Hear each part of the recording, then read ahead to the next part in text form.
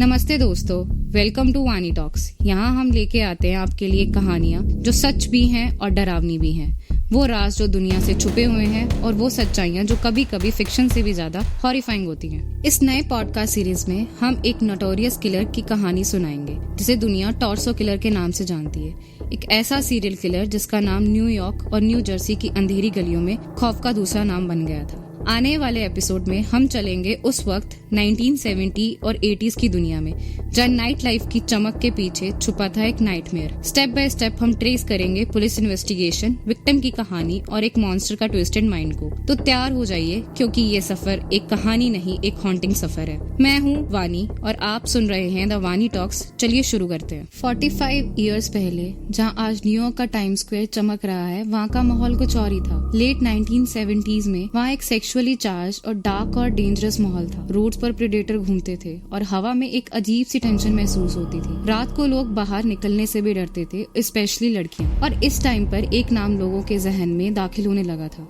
The torso killer. तो अब हम चलते हैं उस रात की तरफ जहाँ से ये इंसिडेंट शुरू होने लगता है। दिसंबर 29 मॉर्निंग 9:30 बजे न्यूयॉर्क पुलिस को एक इमरजेंसी कॉल आती है एक होटल से, ट्रेवल इन, जहाँ पे आग लगने की रिपोर्ट मिलती है। होटल का एक काम करने वाला स्टाफ फायर रिपोर्ट करता है जो कि 4th फ्लोर पे रूम नंबर 417 से आती है। जब रेस्क्यू टीम पहुंचती है उन्हें तुरंत एक स्ट्रॉन्ग स्मेल आती है, जैसे एक फ्लैश जल रहा हो, लाइक अ ह्यूमन फ्लैश। वो क्रॉल करते हुए रूम के अंदर जाते हैं और जो सीन था वो किसी हॉरर फिल्म से कम नहीं था। ट्विन बेड पर 2 बॉडीज होती हैं। फायरमैन सीपीआर देने जाता है, लेकिन उस वक्त उसकी आंखों के सामने वो सीन था जो उसके करियर का सबसे हॉरिफाइंग मोमेंट बन गया। बॉडीज बी हेडेड, डिसआर्म, मतलब बिना सर के और बिना हाथों के। मीडिया ने उस समय इस सीन को नाम दिया था द होटल फ्रॉम हेल, क्योंकि वो सच में ऐसा लग रहा था जहाँ नरक का द्वार हो। अब इन्वेस्टिगेशन का नेक्स्ट स्टेप था आइडेंटिफाई द विक्टिम। पर लेकिन जब हाथ और सर ही नहीं है तो आइडेंटिफाई कैसे कर सकेंगे? फिंगरप्रिंटिंग भी नहीं हो सकती। और याद रखो ये 1970s है जहाँ कोई डीएनए फिंगरप्रिंटिंग की टेक्निक नहीं थी हमारे पास। एक एक्सपीरियंस्ड पुलिस ऑफिसर ने बोला कि फायर पैटर्न को ऑब्जर्व करते हैं और कहा ये फायर जानबूझ के लगाई गई है ताकि अटेंशन डाइवर्ट करी जा सके, क्योंकि सिर्फ फायर बेड के एरिया में है और बाकी पूरा रूम नीट एंड क्लीन है। रूम का बाथरूम चेक किया गया और वहाँ बाथ टब के पास विक्टिम के कपड़े मिले,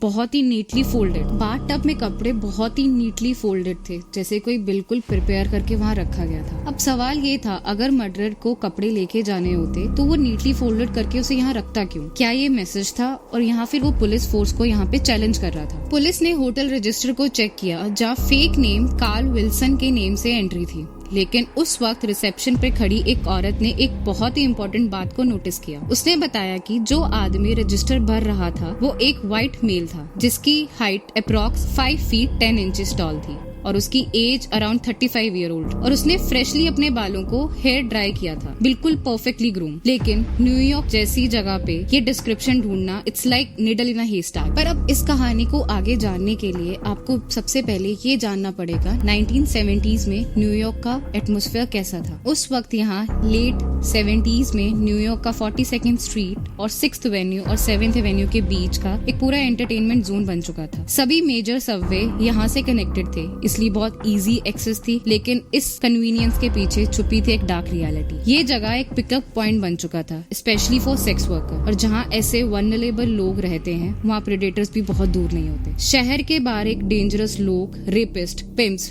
सीरियल ऑफेंडर्स सभी इस एरिया में एक्टिव थे। जहाँ एक तरफ नियॉन लाइट चमक रही थी, वहाँ दूसरी तरफ शैडो में क्रिमिनल्स पल रहे थे। प्रेडेटर्स यहीं से अपना टारगेट चुनते थे। जो औरतें सोसाइटी में ऑलरेडी इग्नोर होती थी वो इजिली टारगेट बन जाती थी उनको कोई स्ट्रॉन्ग बैकअप नहीं होता था, कोई उनका इंतजार नहीं कर रहा होता था और यही उन्हें इजी टारगेट बना देते थे। ये एरिया सिर्फ एंटरटेनमेंट का हब नहीं था, ये एक हंटिंग ग्राउंड भी बन गया था। तो जहाँ एक तरफ इन्वेस्टिगेशन अटकी हुई थी, वहाँ पुलिस ने एक नया स्टेप लिया। स्केच बनवाया गया, लेकिन नो लक, कोई रिलायबल लीड नहीं मिली। तभी एक ऑफिसर के दिमाग में एक अलग आइडिया आया। जिनके कपड़े विक्टिम के रूम से मिले थे उन्हीं मैनिक्विन पे पहना दिया गया। एक लास्ट ट्राई, शायद कोई पहचान ले और पता चल जाए कि ये विक्टिम कौन थे। ब्लू जीन्स, ब्लैक बूट्स और एक ब्लैक फर जैकेट, ये सब मैनिक्विन पे शोकेस किया गया और प्रेस कॉन्फ्रेंस की गई। सारी news channels, newspaper, lamp post और सिर्फ एक ही इमेज थी, वो मैनिक्विन और उनके कपड़े। और एक दिन एक अनएक्सपेक्टेड कॉल पुलिस को आता है रोज नाम की लड़की का। उसने बताया कि ये कपड़े मैंने पहले देखे हैं, मेरी फ्रेंड इनको कुछ दिन पहले पहन के बाहर गई थी और उस दिन के बाद से वो वापस नहीं आई। उसका नेम था डीडा गडार्जी। पुलिस ने फोरेंसिक टीम के थ्रू उसकी नेक बोन से आइडेंटिफिकेशन कंफर्म की और पता चला कि ये डीडा ही है। डीडा एक सेक्स वर्कर थी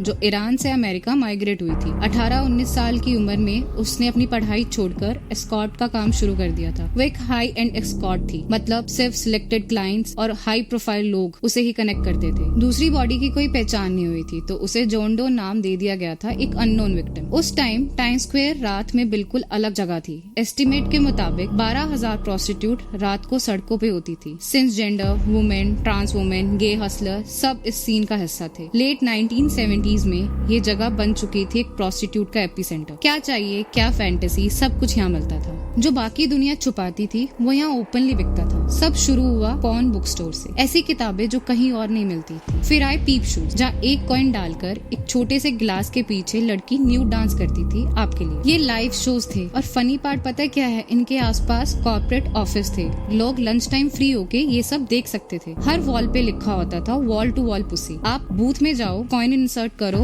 और आपके आगे लड़की आपको सेक्सुअली टीज करेगी। और ये बहुत अच्छी मार्केट स्ट्रेटेजी भी थी। Keep टीजिंग, keep copying the coins. और कुछ महीने बाद एक नई इनोवेशन हुई और एक नई मार्केट स्ट्रेटेजी। अब आप सिर्फ देख नहीं सकते थे, पार्टिसिपेट भी कर सकते थे। पीप होल्स में अब हाथ डालना अलाउडेड था, जिससे नेक्स्ट पर्सन आपको कुछ भी, और शायद अब आप समझ ही गए होंगे कि वो क्या क्या कर सकता था। ये सब एक नया कल्चर बन गया था जहाँ सेक्स, क्राइम, ड्रग्स सबका कॉकटेल था। और इसी डार्कनेस के बीच में टॉर्सो किलर अपना काम करता था, बिना रोके, बिना पहचाने जाए। तो कौन था ये टॉर्सो किलर? क्यों वो सर और हाथ ले जाता था? और क्या उसका पर्पस था? सिर्फ मारना या कुछ और? इस कहानी का अगला हिस्सा अगले एपिसोड में। तब तक के लिए stay alert, stay safe and remember, कभी कभी सच फिक्शन से भी ज्यादा हॉरिफाइंग होता है।